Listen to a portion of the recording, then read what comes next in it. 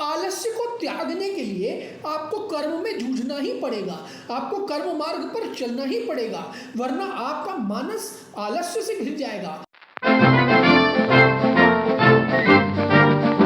नमस्कार दोस्तों, सवाल जवाब की इस अगली कड़ी में आपका स्वागत है। मैं हूं योगेश समदर्शी। प्रश्न आया है कि भाग्य और कर्म में क्या बड़ा है। देखिए मित्र, भाग्य अपने स्थान पर है और कर्म अपने स्थान पर है। भाग्य का और कर्म का आपस में बहुत लेना देना तो है, लेकिन वो लेना देना छोट बड़ाई का नहीं है। भाग्य बड़ा है, कर्म छोटा है, कर्म बड़ा है, भाग्य छोटा है। ऐसा कोई फीता नहीं बना जो कर्म की या भाग्य की छोट बड़ाई को नाप सके या नापना चाहिए। कर्म का अपना महत्व है और भाग्य का अपना महत्व है। यदि आप भाग्य के भरोसे बैठकर और कर्म नहीं करेंगे तो आप कितने भी भाग्यवान हो, आपका कुछ भला नहीं होने वाला। लेकिन यदि आप बहुत कर्मशील हैं और आप कर्म भी कर रहे हैं तो कई बार यदि भाग्य ना हो तो कर्म के उचित परिणाम या उचित फल नहीं मिलते हैं। अब आप कहेंगे कि जब कर्म के परिणाम भाग्य पर ही आधारित हैं, जब कर्म के परिणाम भाग्य से ही मिलने हैं, तो फिर कर्म क्यों करें, भाग्य अपने आप कर्म भी करा लेगा। बात बिल्कुल तार्किक से लग सकती है, लेकिन आप इसको दूसरे तरीके से क्यों नहीं देखते।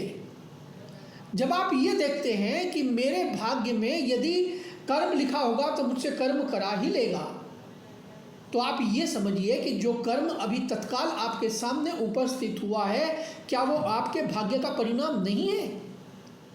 क्या आज की जो परिस्थिति आपके सामने उत्पन्न हुई है, क्या वो आपके भाग्य का प्रतिफल नहीं है? क्या आपके भाग्य ने उनको जन्म नहीं दिया है? तो यदि मेरे भाग्य ने मेरे सामने ऐसा कर्म रखा है कि जिसे मुझे करते जाना है, बेशक मैं उस पर निष्फल हो जाऊं, बेशक मैं उसमें असफल हो जाऊं, तो इसे भी आप भाग्य का परिणाम ही समझें। आलस्य को त्यागने के लिए आपको कर्म में जूझना ही पड़ेगा, आपको कर्म मार्ग पर चलना ही पड़ेगा, वरना आपका मानस आलस्य से घिर जाएगा। और यदि आपने आलस्य को अपने जहन में, अपने दिनचर्या में, अपने जीवन में स्थान दे दिया, तो फिर आप कितने भी भाग्यवान हो, आपका विनाश निश्चित है। क्योंकि भाग्य जो है वो आपके सामने विशेष अवसर पर परिस्थितियां पैदा करेगा, लेकिन कर्म तो आपको करना ही पड़ेगा, क्योंकि भाग्य और कर्म ये दोनों अलग अलग चीज है। भाग्यवान होना, भाग्य का प्रतिभागी होना और आपके हिस्से में भाग्य का होना, ये आपके कर्म के बाद सुनिश्चित होता है। जैसा कर्म आपके सामने आता है, जैसा कर्म करने की चुनौतियां आपको जीवन में मिलती हैं, आपको कितनी ईमानदारी से आप उस कर्म को करते हैं, कितनी तत्परता से आप उस कर्म को करते हैं, कितना ईमानदार रहकर आप उस कर्म को करते हैं, कितना दायित्व निर्वाह करते हैं आप, इस बात पर भाग्य के परिणाम निर्भर करते हैं। कई बार व्यक्ति के भाग्य होते हैं लेकिन वो कर्मशील नहीं होता, तो विनाश की तरफ जीवन चला जाता है। ये जो विनाश की तरफ जीवन जाता है, ये जो हमारे पास चीज़ें आती हैं और आने के बाद हम उनको खो देते हैं। मसलन हम कर्म बिगाड़ लेते हैं। जैसे मान लीजिए कि एक व्यक्ति पहले थोड़ा सा निर्धन था, लेकिन फिर उसने कर्म किया, उसको भाग्य भी बना और भाग्य ने उसको जीवन में धन भी दे दिया। लेकिन धन के साथ व्यसन जुड़ते हैं, धन के साथ अहंकार आता है, धन के साथ बहुत सारी व्यसन आ जाते हैं, बहुत सारी ऐसी चीज़ें आ जाती हैं जो धन के साथ आपके जीवन में आती हैं। तो यदि आपने उनकी तरफ अपने कर्म को जोड़ दिया, आपने अपना कर्म पथ बदल लिया, आप व्यसनी हो गए, तो जो भाग्य ने आपको दिया आप उसको खो भी देंगे।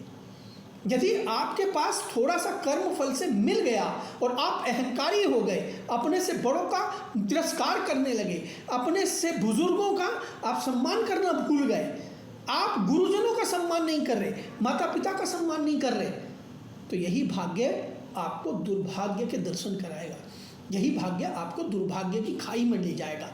इसलिए भाग्य और दुर्भाग्य के अंतर को समझिए। इसलिए भाग्य को कर्म से तो जोड़िए, लेकिन कर्म की सात्विकता, कर्म की निरंतरता और कर्म की सतत प्रयास आपको बहुत आगे ले जाएंगे। तो इसलिए भाग्य और कर्म को अपने अपने स्थान पर रहने दीजिए। आप इस फेर में मत पड़िए कि भाग्य बड़ा कि कर्म बड़ा, न भाग्य बड़ा न कर्म बड़ा। भाग्य अपनी जगह पर खड़ा और कर्म अपनी जगह पर अड़ा। तो यदि आप अपना नियम बना लेंगे कड़ा और खूब करेंगे परिश्रम, कर्म आपको एक ना एक दिन बना ही देगा बड़ा, भाग्य भी बनाएगा आपको बड़ा। और भाग्य और कर्म इन दोनों को जोड़कर आप अपने जीवन को सुंदर घड़ा बना लेंगे, आप जीवन का सुंदर घड़ा बना लेंगे। इसलिए जीवन में कर्म भी बड़ा और भाग्य भी बड़ा, दोनों को मानिए, लेकिन उससे ज़्यादा आप बड़े, उससे ज़्यादा आपका स्वयं बड़ा। अपने स्वयं को कितना निखार कर चलते हैं, अपने स्वयं को कितना शुद्ध करके चलते हैं, इस बात पर निर्भर करता है कि आपका जीवन कितना बड़ा, आपका जीवन कितना सुंदर और आपका जीवन कितना भव्य होगा। इसलिए भाग्य और कर्म दोनों का महत्व है। आज की कड़ी में इतना ही। कल फिर एक सवाल के साथ उपस्थित होऊंगा। तब तक के दीजिए इजाज़त। नमस्कार।